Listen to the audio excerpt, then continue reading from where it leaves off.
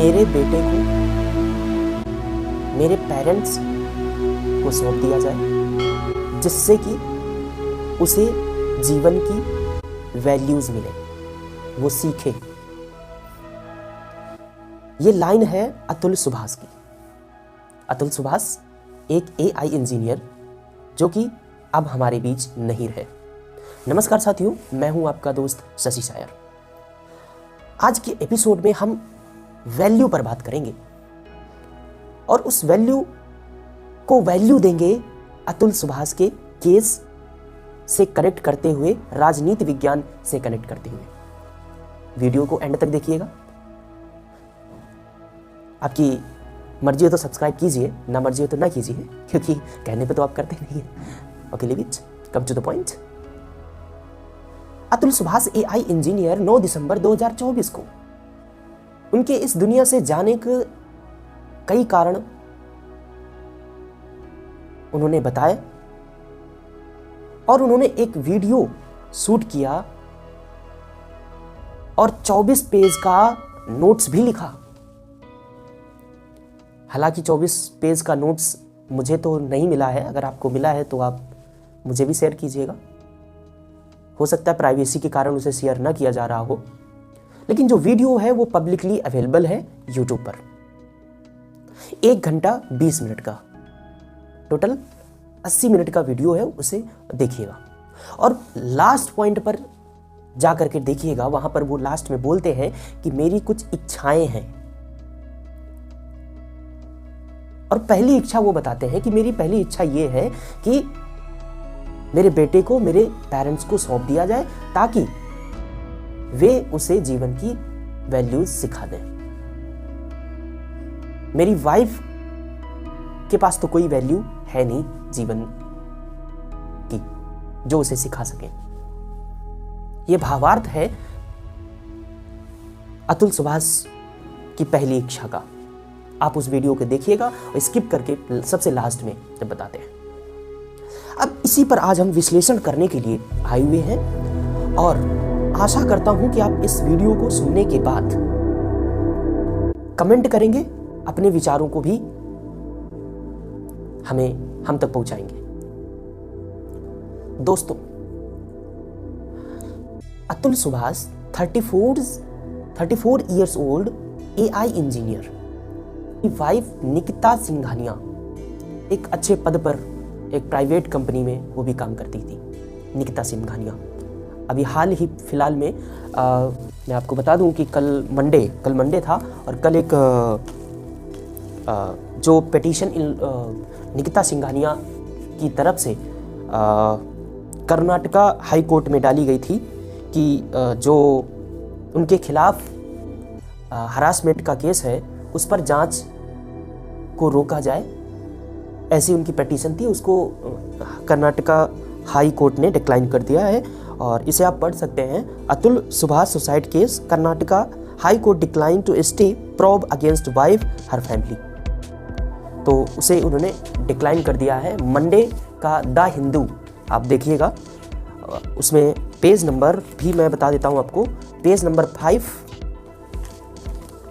Okay, clear, सबसे नीचे। तो क्योंकि मैं इसे पढ़ रहा था तो मुझे याद आ गया, तो मुझे लगा कि कुछ विचार आपकी तरफ फेंक दूं। हाँ, सही शब्द का इस्तेमाल किया मैंने, फेंक दूं। फेंकने का मतलब है कि आप उन विचारों को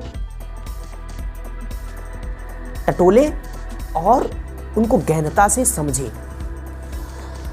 तो मैं बात कर रहा था कि लास्ट में अतुल सुभाष को यह कहने की आवश्यकता क्यों पड़ी कि मेरे बेटे को मेरे पेरेंट्स के पास भेज दिया जाए, जिससे कि वो जीवन की वैल्यूज को सीख जाए, मूल्यों को सीख जाए।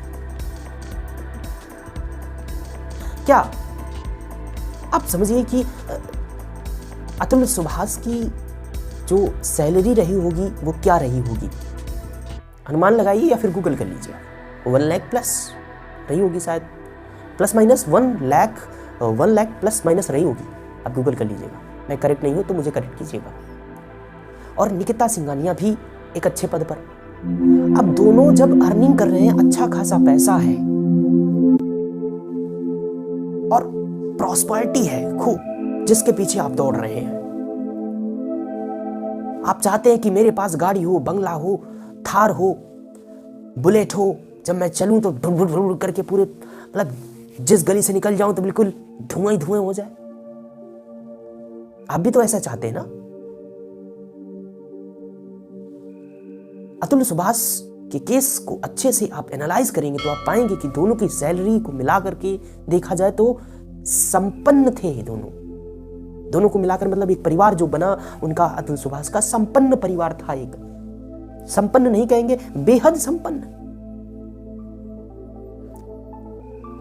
अब आप समझिए कि संपन्नता थी लेकिन संतोष नहीं था, संतुष्टि नहीं थी, खुशी नहीं थी, हैप्पीनेस नहीं थी, प्रसन्नता नहीं थी। संपन्नता तो थी। इसका अर्थ यह हुआ कि संपन्नता आने से खुशी मिल जाए, हैप्पीनेस मिल जाए, संतोष आ जाए, यह आवश्यक नहीं है। तो संपन्नता के साथ साथ ऐसा क्या जोड़ दिया जाए जिससे कि हमें संतोष हो जाए, या फिर हमें हैप्पीनेस, जो हम प्रसन्नता चाहते हैं, वो मिल जाए, हार्मनी बने समाज में या हमारे फैमिली में या किसी भी सोसाइटी, इंस्टीट्यूशन में। संपन्नता तो आ गई, लेकिन आपके पास एक चीज नहीं है तो फिर आप प्रसन्न नहीं रह पाएंगे।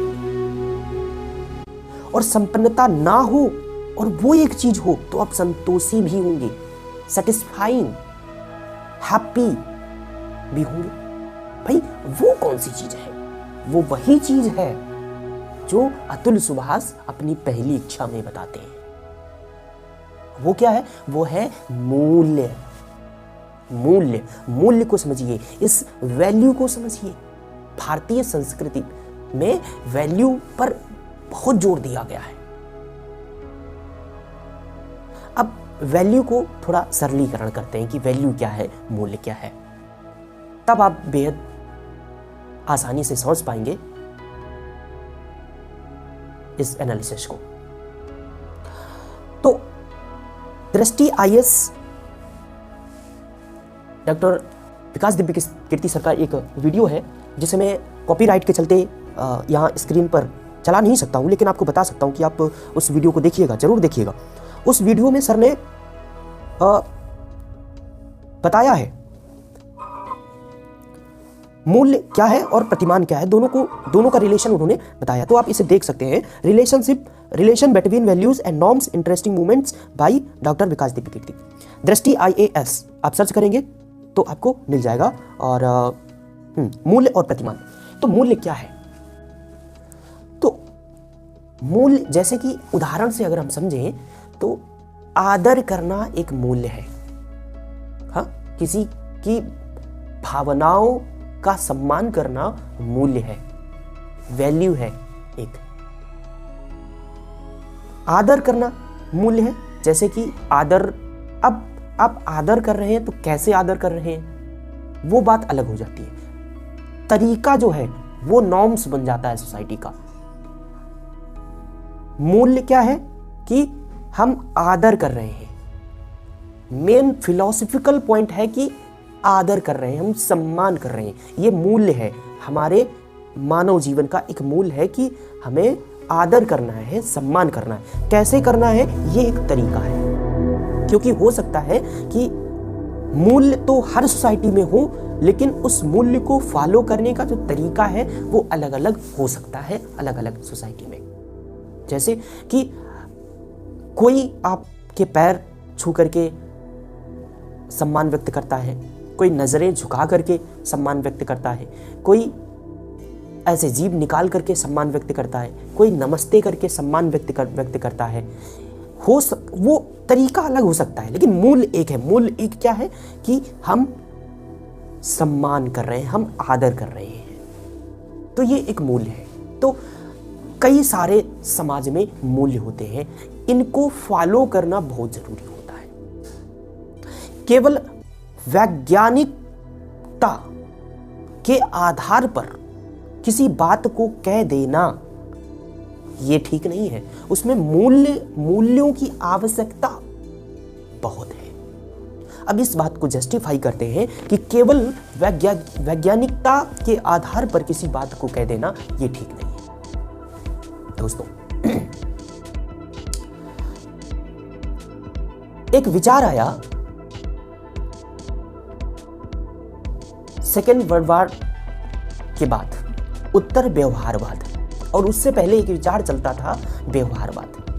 अब व्यवहारवाद क्या होता है, उत्तर व्यवहारवाद क्या होता है? तो व्यवहारवाद एक ऐसा दृष्टिकोण है जिसमें कि किसी ह्यूमन बीइंग या इंडिविजुअल के बिहेवियर, मतलब व्यवहार का विश्लेषण किया जाता है और उस विश्लेषण के आधार पर यह तय किया जाता है किसी देश की राजनीतिक व्यवस्था कैसी हो सकती है या है। फिर इस सेकेंड वर्ल्ड वॉर या 50 के दशक 1950 के पहले तक जो विचारधारा चलती रही वो थी व्यवहारवाद, बिहेवियरलिज्म, जिसमें कि किसी अगर देश का किसी दूसरे देश के राजनीतिक व्यवस्था का विश्लेषण अगर हमें करना होता था तो हम उस देश के उस व्यक्ति का जो राजनीतिक सर्कल में आता है उसके व्यवहार का एनालिसिस करते थे, उससे हम पता करते थे कि उसकी व्यवस्था कैसी है। और फिर 50 के दशक के बाद 1950 के बाद इस विचार में थोड़ा सा मॉडिफिकेशन किया गया अमेरिका में, जिसे कहा गया उत्तर व्यवहारवाद।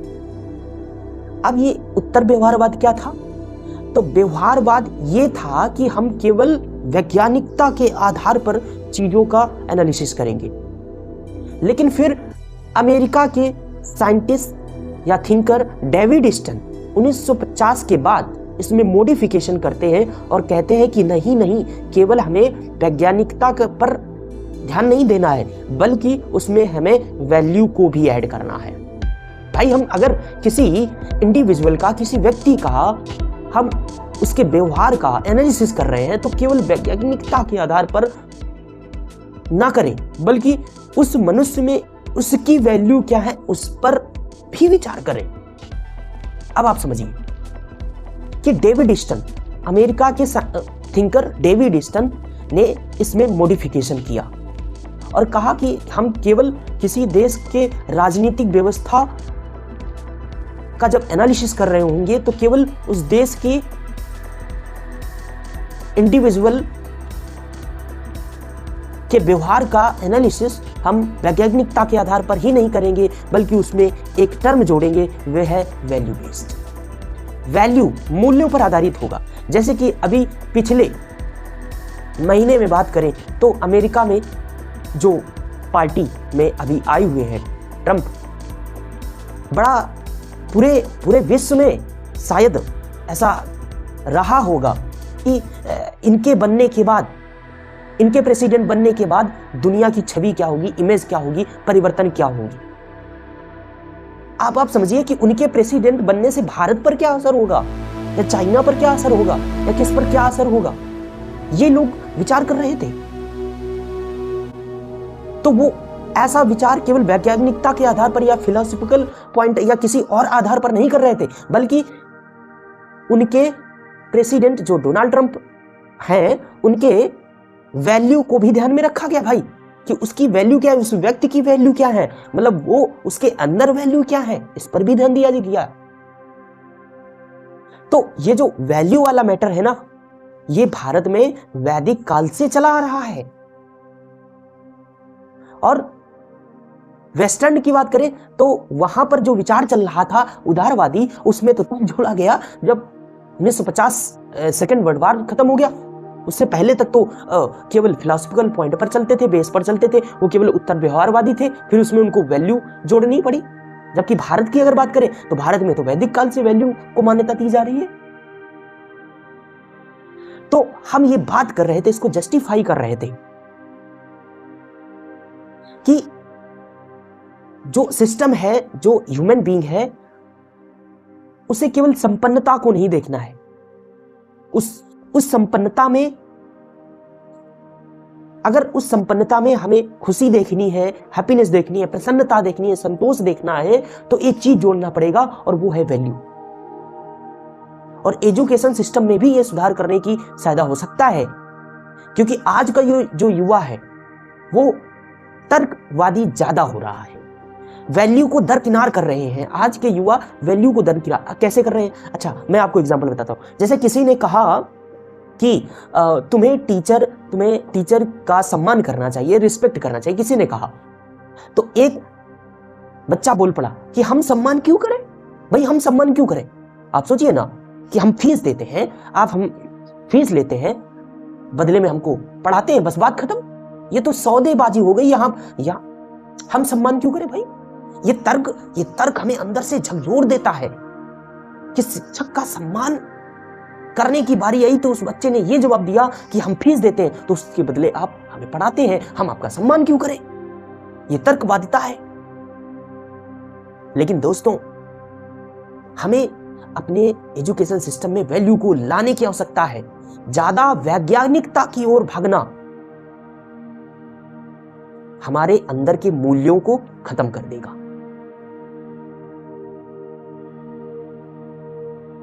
तो इस पूरे